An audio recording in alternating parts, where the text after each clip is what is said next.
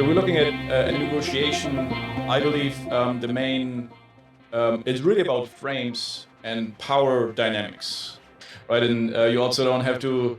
You're not like Costa Rica trying to get China to give you some trade agreements, right? And if you were, it still comes back to power. Who's actually reacting to whom? I think that's really the magic of negotiation. In the moment that you're reacting to the other party, you already lost the frame. You already lost the control. The most important thing in that situation is as soon as you're kind of trying to react to anything that the other person says, you're getting into a weaker and weaker and weaker position. Like if you're going into the call, what is really your intent? And like for lots of salespeople, it's okay. I want to make a deal. I want to get the money. But if that's your intent, you're already on the losing end because then you want something from them.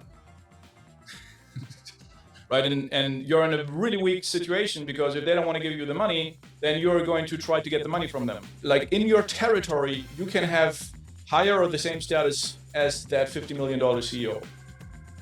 Okay, so just to give you like a very, very easy example, if the CEO goes to the golf course and works with the golf pro, who's the boss on the golf course? It's obviously the golf pro, right? Like it's his game, it's his territory. He knows how that stuff works, and he will listen to the golf pro, right? And so you have your turf, and you're the expert in that area, and that's what I mean when I say you have to think territorial, and not in hierarchies. There's no congruence, right? If you're really like busy, don't talk about weather in Chicago at the beginning because it doesn't make sense. Right, so whatever you try to do in terms of urgency and stakes and all those different things at the end, start with that and don't do it at the end. Like it's not congruent. And the fifth is self-amusement. Okay, so and self-amusement is really about you having fun, not trying to be funny.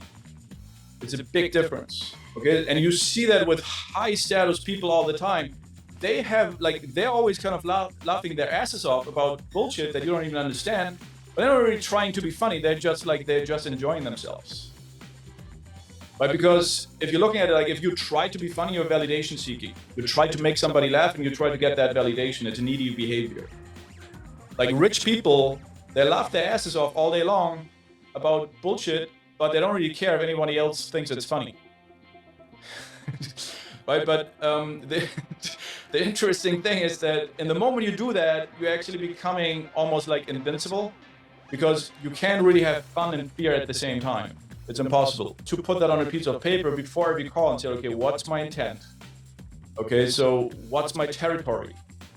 How can I really feel like disconnected, detached from the outcome here, right? How can I make sure that there's full congruence and I'm really authentic, but also congruent. Everything that I'm saying is also going to be like don't just talk, show, right? Like how can I really show instead of talk, right? And then how can I really have fun in that social encounter? And then I think if those things are in place, negotiation actually number one becomes fun, and most of the time it doesn't really happen because if there's a clarity of intent, there are also clear boundaries, and then you can really say like like even if there are some negotiation kind of tactics and you're really self-amusing, right? You can make fun out of them without being like insulting or anything. Like, yeah, sure. Like, and we will deliver a babysitter on top, right? So you can spend some of my time at work, well, whatever. A lot of stuff that goes into finding the right fit for the right franchise, basically an ICP, basically a person that will be able to carry. They won't have to personalize. They won't have to identify accounts because I'll sort every single domain in your total addressable market by pane. It's $15K for 4 months.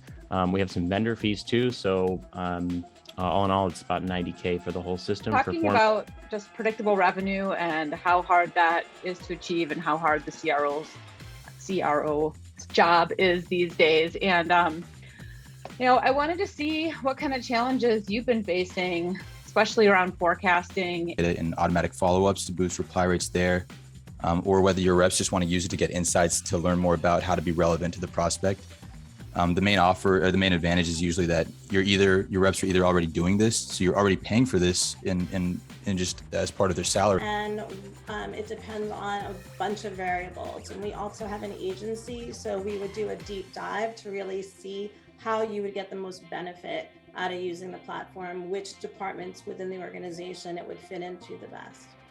And then we would work with your KPIs to really, we want to target the KPIs that you have so that we end up being a value. The client is pretty much any enterprise account, or any enterprise company. Typically, the CMO or the VP would have issues of accounts are we driving, and essentially nowadays when no one is maybe not focusing in the same way as on like converting leads and so on nowadays, is more like driving demand and making sure that you get the right persona there. So the question for all marketers